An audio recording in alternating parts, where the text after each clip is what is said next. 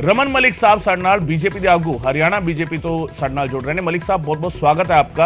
अभी स्वाति मालीवाल जिसे हम बात कर रहे थे, दिल्ली महिला कमीशन की चेयरपर्सन है, उन्होंने एक फिक्र जाहिर की है कि एक शख्स के ऊपर इतने संगीन इल्जाम लगे जिस पर बलात्कार का सिर्फ इल्जाम नहीं लगा, वो उस मामले में सजा काट रहा है। एक कत्ल का इल्जाम लगा, उस मामले में वो दोषी साबित हुआ, सजा काट रहा है। उसके प्रोग्राम में हरियाणा बीजेपी के नेता जाकर शीश झुकाते हैं, आशीर्वाद लेते हैं, तो लोगों को क्या संदेश जाएगा? यह सवाल स्वाति मालीवाल ने खड़ा किया।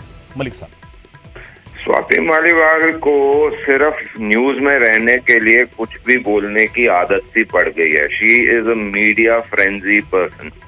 ये आपको ध्यान रखना पड़ेगा। ये केजरीवाल का जितना भी गुट है, ये उन गिद्धों की तरह है कि जिनको किसी भी तरीके का अगर मीडिया अटेंशन मिल रही हो किसी भी सब्जेक्ट पे, तो फिर वो कुछ भी बोलते हुए बिना सोचे समझे बोलते हैं।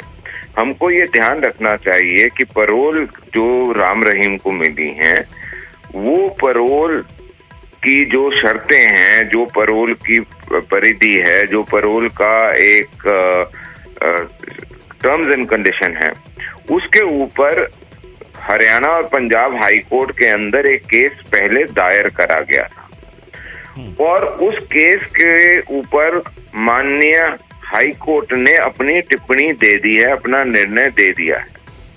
अगर इनको ये लगता है कि ये माननीय हाई कोर्ट से ऊपर हैं, तो फिर तो ना आप कुछ कर सकते हैं ना मैं कुछ कर सकता हूं। और जो स्वाति मालीवाल आज इतना बोल रही हैं, वो इन चीजों से पहले कम से कम ये तो सोचें कि जितने ये राशन कार्ड बनने में आम आदमी पार्टी के नेता लगे हुए थे और महिलाओं का उत्पीड़न हुआ है या और विषय हैं, उन पे उनका क्या कहना है। और वो स्वाति मालीवाल जिससे अपना घर नहीं संभला, वो दुनिया को संभालने चली है। कम से कम पहले अपना घर संभाल लें, नवीन जैन जी को भी संभाल लें। उनको जिस प्रकार से छोड़ के भाग गए, तो मेरे को ये लगता है कि व्यक्तिगत जिनकी जिंदगियों में उथल पुथल हो, उन्हें सोच समझ के बोलना चाहिए।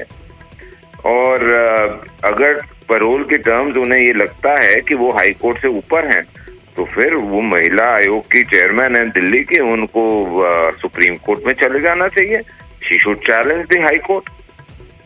देखिए, जब तक आप कानून के अंदर हैं, आप किसी का अधिकार नहीं ले सकते। और जहां तक भाजपा के किसी ऐसे व्यक्ति जो भाजपा में हो और भाजपा से जिसका कोई पदाधिकारी हो, क्या उसके पास संवैधानिक अधिकार अपनी पूजा पद्धति का, अपने विश्वास का नहीं है?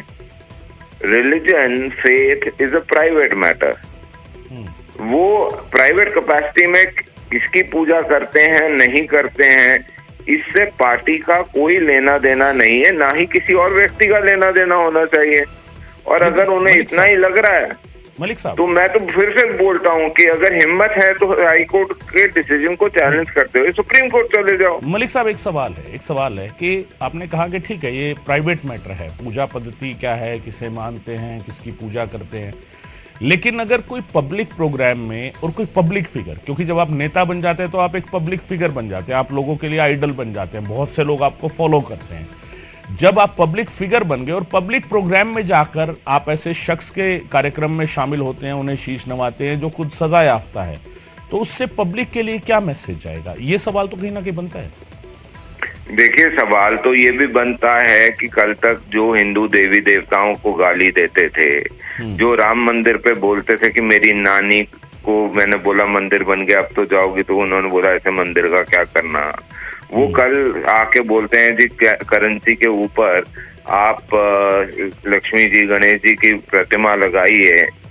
ये जो एक जैसे बोलते हैं ना, अपॉर्चुनिस्ट राजनीति करने वाले लोग जो हैं, मैं इनसे सवाल ये पूछना चाहता हूँ, जब मर्जी चाहे सेकुलर हो जाते हैं और जब मर्जी चाहे एक धर्म विशेष के हो जाते हैं, तो मैं ये पूछना चाहूंगा स्वाति मालीवाल से भी, इनसे भी, कि अब सेकुलरिज्म कहाँ जाएगा?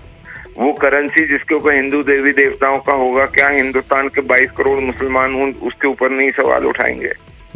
क्या होगा? ये जो मीडिया में रहने के लिए कुछ भी कह देना, कर देना, एक बुरी आदत पड़ गई हुई है। ये आदत इन्हें सुधार लेनी चाहिए। इन्हें सत्ता का नशा हो गया हुआ है और ये इस नशे के अलावा जिंदा नहीं रह सकते। बहुत बहुत शुक्रिया रमन मलिक साहब।